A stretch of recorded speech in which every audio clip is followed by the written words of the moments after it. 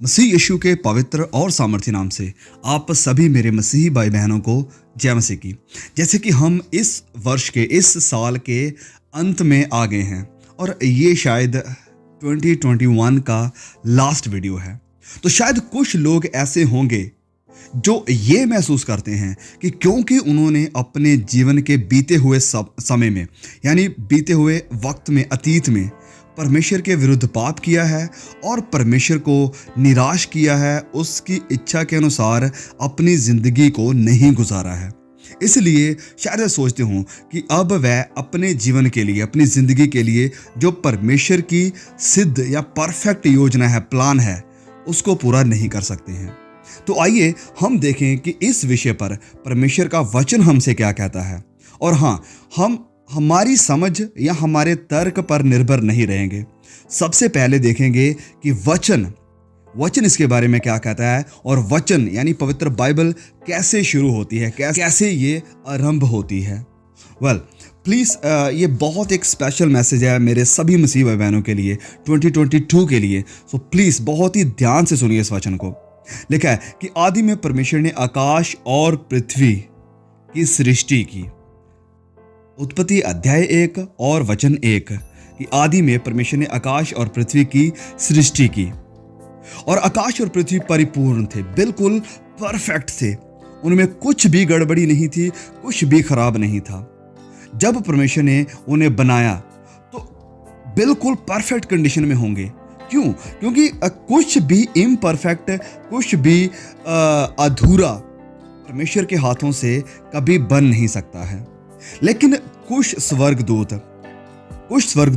जिन्होंने लूसीफर की बात को माना और उसके पीछे लग गए, जिनका जिक्र हमें यशायाह अध्याय 14 वचन 11 से लेकर 15 तक और यहेजकेल अध्याय 28 वचन 13 से लेकर 19 तक में देखने को मिलता है। और उनके गिराए जाने के बाद धरती यानी हमारी ये पृथ्वी उस हालात में, उस कंडीशन में आ गई जिसका जिक्र हमें उत्पत्ति अध्याय 1 और वचन 2 में देखने को मिलता है कि पृथ्वी बेडौल और सुनसान थी और वचन में लिखा है कि अंधियार युक्त थी। मतलब कि जल के ऊपर अंधियारा था, बिल्कुल अंधकार से भरी पड़ी थी। 3 चीजें थी, बेडौल थी, सुनसान थी और अंधकार के साथ भरी पड़ी थी। तो उत्पत्ति अध्याय 1 का जो शेष भाग है वो दिखाता है कि किस तरह परमेश्वर ने बेडौल और सुनसान और अंधकार से भरी हुई पृथ्वी पर कार्य किया और इसमें से कुछ इतना सुंदर बना दिया कि परमेश्वर ने खुद कहा, जब हम इसी अध्याय के लास्ट में आते हैं वचन 31 में, कि बहुत अच्छा है, इट्स ब्यूटीफुल।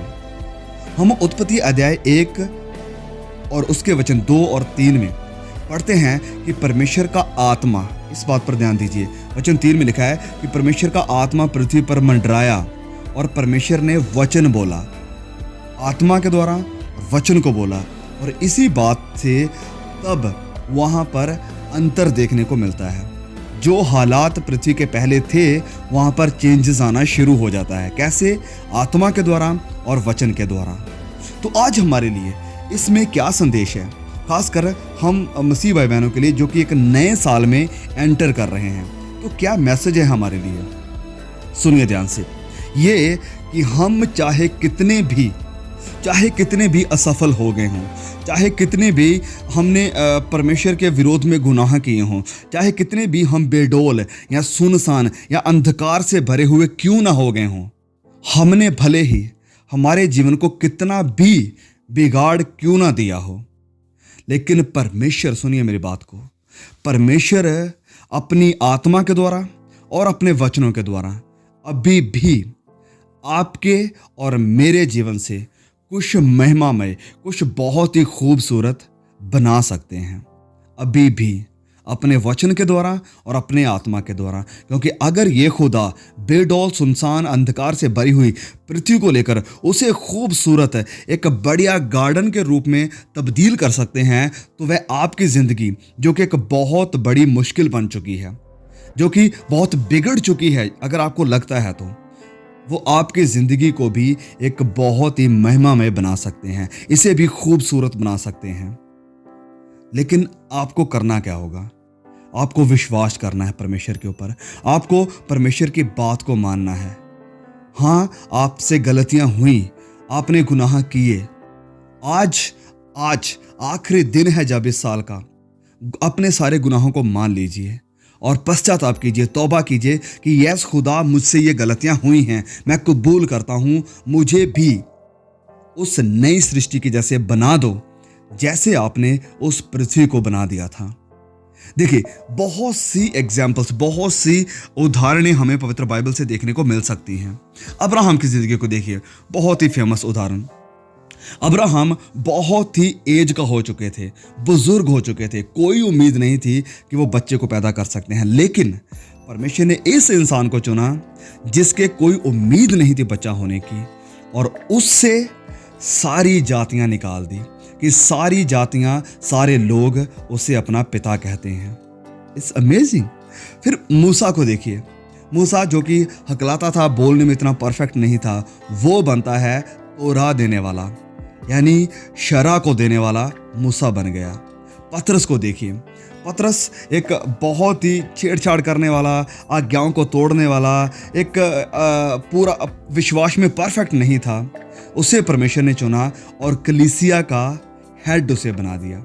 फिर संत पौलुस को देखिए, पौलुस जो कि कलीसिया को सताने वाला था, मसीहों को मारने वाला था, विरोध करने वाला था, यीशु मसीह को सताने वाला था, उसे परमेश्वर ने चुना और आधे से भी ज्यादा नया नियम उसने लिख दिया। तो क्या परमेश्वर आपको इस्तेमाल कर सकते हैं?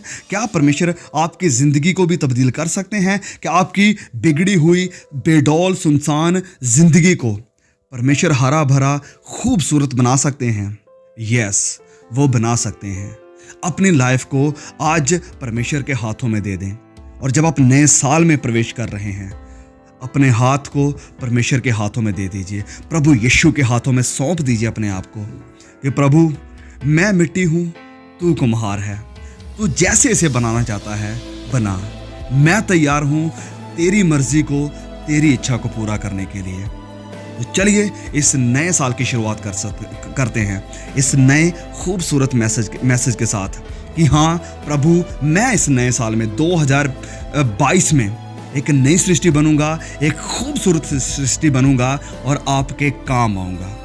प्लीज़ इस मैसेज को शेयर जरूर कीजिए। आई होप कि आप इस छोटे से मैसेज से बहुत कुछ सीखे होंगे, क्योंकि मैं समझता हूं कि इस साल की शुरुआत अगर इस बात से की जाए कि जिससे बाइबल की शुरुआत हो रही है, तो ये बहुत ही खूबसूरत है, क्योंकि बाइबल की शुरुआत में ही हमारे लिए सीखने के लिए बहुत कुछ है।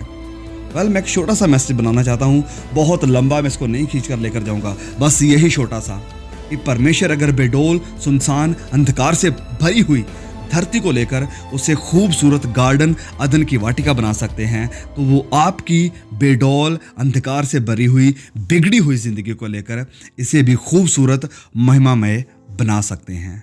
मे God bless you all. See you soon.